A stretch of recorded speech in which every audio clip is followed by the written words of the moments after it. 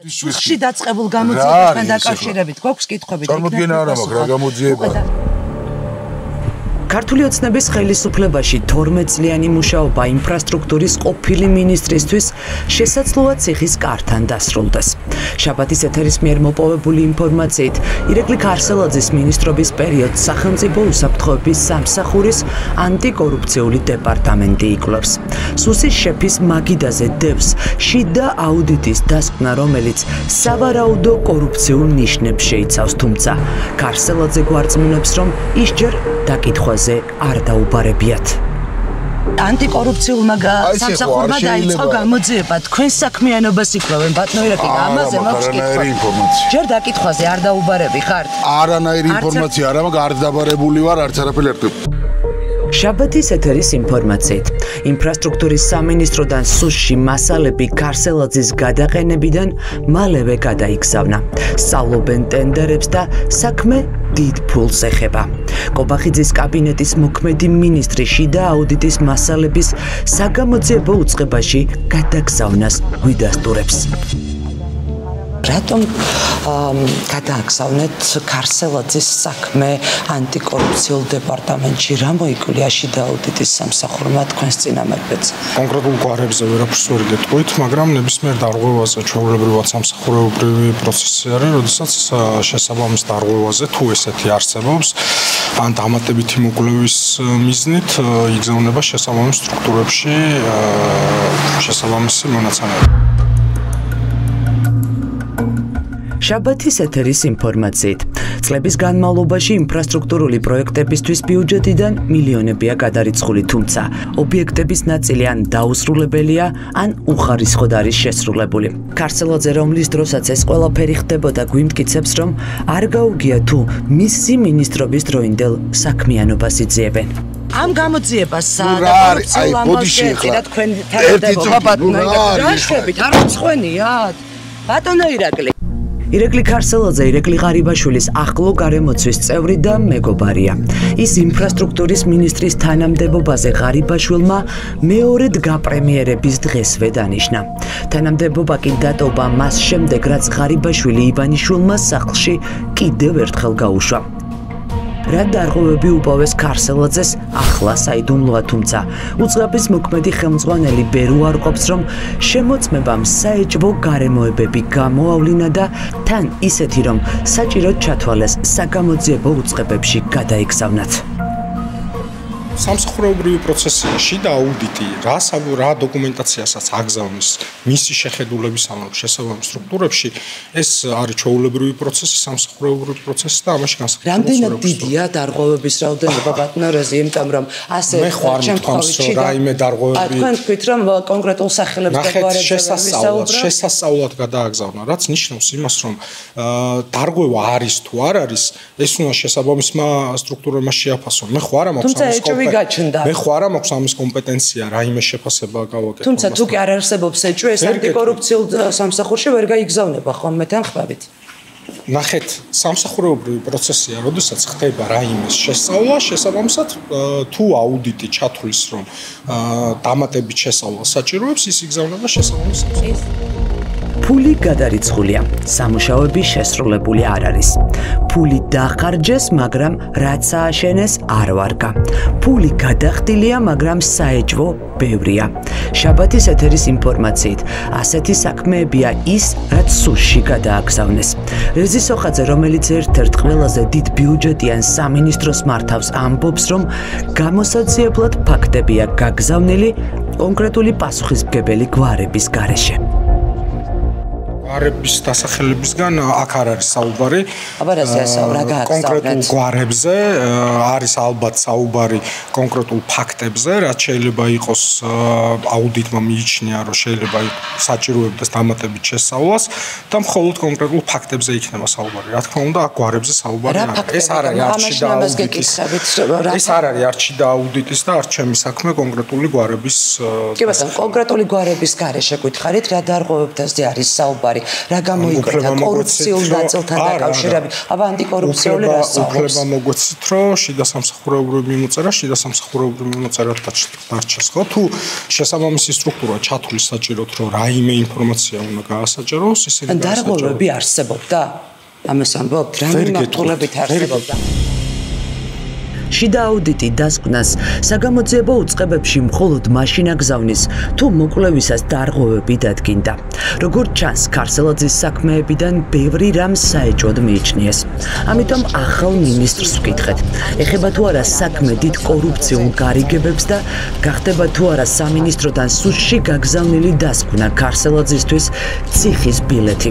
სოხაძე ამბობს, რომ ამ კითხვაზე პასუხი დინარაძის უწყების გასაცემია. ეს დოკუმენტი ქარსელაძის ციხისკენ მიმავალი გზა შეიძლება? არა, რა შეკითხვას მისვამთ ახლა რა? არ მინდა რომ ისე გამომივიდეს, რომ რაღაცა ესე მიგატო. არა რა, თქვენ ახლა ფიქრობთ, რომ მსგავსი შეკითხვები მე უნდა მისვათ? და მოკვლევა მხოლოდ ქარსელაძის ხება თუ მის გარემოცვასაც? აი, არ არის ჩემი კომპეტენცია და არ ჩემი საქმე, რომ რაიმე კონკრეტულ გვარებზე ვისაუბროთ. და კიდევ ერთხელ მადლობა მას საქმიანობისთვის. მოგესალმებით, მინდა ვისარგებლო შემთხვევით და დიდი მადლობა გადაუხადო ბატონ ბიძინა ივანიშვილს მთლიანად ოცნების გუნდს. პოსტიდან ივანიშვილისთვის გადახდილი მადლობით წასული ინფრასტრუქტურის ექს-მინისტრი ახლა ივანიშვილის ვერდიქტს ელოდება. შაბათის ეთერის ინფორმაციით მასალების სურში ჯერ კიდევ იმ დროს გადაიგზავნა, როდესაც ამ უწყების შეფი ანრი ოხანაშვილი იყო.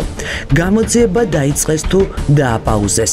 ახლა ეს არის მთავარი კითხვა ოხანაშვილთან, რომელიც სპეცსამსახურების შეფობიდან კობახიძის მრჩევლობამდე დააქვეითეს.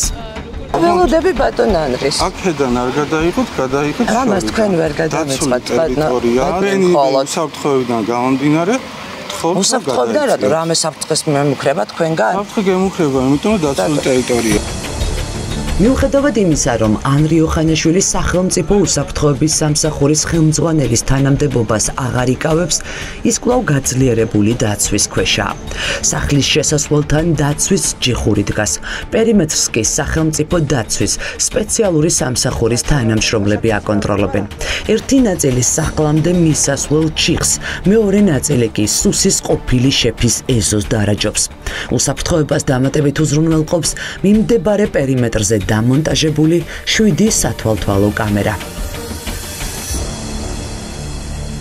ბატონო ანრი, გაქცევა ახალი გაქვთ თქვენ რისი გეშინიათ ასე? ირაკლი ქარსელაძე ინფრასტრუქტურის მინისტრის პოსტიდან სამშენებლო ბიზნესში წავიდა.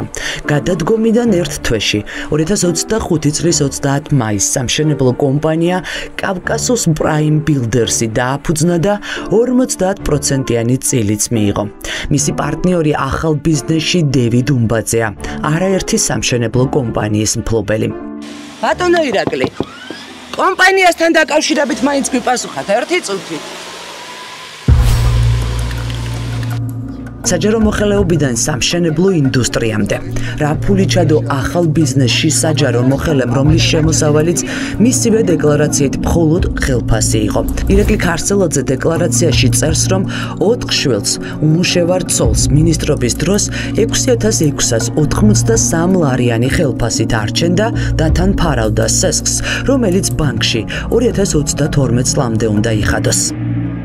ბატონო ირაკლი, ქარსელაძის წინააღმდეგ გამოძიება რომ დაიწყეთ, რატომ დაიწყეთ? რა მუხლით მიმდინარეობს? კორუფციული ფაქტები დაუდგინეთ? შემდეგი ქარსელაძე იქნება, ვისაც ბორკილებს დაადებთ? ეს ინფრასტრუქტურის ექს-მინისტრის ახალი კომპანიის ვებგვერდია. კომპანია კავკასოს პრაიმ ბილდერსი წერს, რომ მშენებლობის დიდი გამოცდილება აქვს. შესრულებულ სამუშაოდ კი სწორედ სახელმწიფო დაკვეთით აშენებულ ხიდებს, სკოლებს, ბაღებს და ბიძინა ივანიშვილის შეკვეთილის სასტუმრო პარაგრაფს ასახელებს. ეს არის მბრუნავი კარის პრინციპი, როდესაც საჯარო სამსახურიდან ბიზნესში გადანაცვლებული პირები იმავე პროფილის საქმიანობას აგრძელებენ. სანაცვლოდ კი ისევ სახელმწიფო დაკვეთების მისაღებად საკუთარ გავლენებს იყენებენ. ხვდებით შემთხვევებს, როდესაც მაღალი თანამდებობის პირი, რომელსაც აქვს გარკვეული რაოდენობის ხელფასი, იმაზე გაცილებით უფრო გამდიდრებული ადამიანები ტოვებენ თანამდებობებს და შემდგომ იწყებენ სექტორულად ბიზნეს საქმიანობას. ძირითადად იმ სექტორში, სადაც მანამდე იყვნენ მაღალ პოზიციებზე. ანუ ეს ნიშნავს იმას, რომ ქვეყანაში არის მაღალი დონის კორუფცია, სადაც თანამდებობის პირები არიან პირდაპირ ჩართული კორუფციაში, პირდაპირ ან ირიბად, სექტორულად უფრო კომფორტული არის, უფრო მარტივი არის, აი იმ გავლენებიდან გამომდინარე, რომელზეც მე ვსაუბრობდი, იმ სფეროში ოპერირება და წარმატებული ბიზნესის შექმნა. ანუ პრაქტიკულად ეს არის ლეგალიზება შავი ფულის. ქარსელაძე ბიზნესში მარტო არ წასულა. მისი ახალი კომპანია ყოფილი ჩინოვნიკებით დააკომპლექტა. პროექტების მართვა ქარსელაძემ ინფრასტრუქტურის მინისტრის ყოფილ მოადგილეს კობა გაბუნიას ჩააბარა. საოპერაციო დეპარტამენტის ხელმძღვანელი გზების დეპარტამენტის ყოფილი შეფი გიორგი წერეთელია, რომელმაც თანამდებობა ქარსელაძის მინისტრობიდან გაშვების შემდეგ ერთ თვეში დატოვა. კომპანიის კომერციული დირექტორი კი მუნიციპალური განვითარების ფონდის ყოფილი დირექტორი გახდა. ინფრასტრუქტურის ყოფილი მინისტრის წინააღმდეგ ანტიკორუფციულმა სამსახურმა გამოძიება დაიწყო. შემდეგ ისაც დააკავებთ იქნება ირაკლი ქარსელაძე. კორუფციულ თაღები ირაკლი ქარსელაძეზე. ირაკლის ჯანმრთელობას უსურვებს, წარმატებებს, კარგად ყოფნას. არ მაქვს ინფორმაცია, ვარ კამპანიის რეჟიმში, ხედავთ კლები ხალხს. ხსნით ახალ პროექტებს, ვაანონსებთ სიახლეებს ქალაქთან დაკავშირებით. გუნდელებს კვლავ ბორკილებს დაადებენ თუ არა? რა სიტყავს სუსი ქარსელაძისგან ფულის მიტანას ბატონ კახე? თქვენი ყოფილი მეგობრების და თანაგუნდელების ბედი აღარ გაინტერესებთ ბატონ კახე? შაბათის ეთერის ინფორმაციით სწავლობენ არა მხოლოდ ინფრასტრუქტურის სამინისტროს ტენდერებს, არამედ ჯანდაცვასაც. საუბარია ზურაბ აზარაშვილის მინისტრობის პერიოდზე. აზარაშვილი ღარიბაშვილის უახლოესი გარემოცვის წევრი იყო. ეს კადრები TV პირველმა მაშინ გადაიღო, როდესაც პოსტიდან გაშვებული ღარიბაშვილი და აზარაშვილი ერთმანეთს კონსპირაციულად გოლდ კლუბში ხვდებოდნენ. აზარაშვილიც მინისტრის პოსტიდან ბიზნესში წავიდა.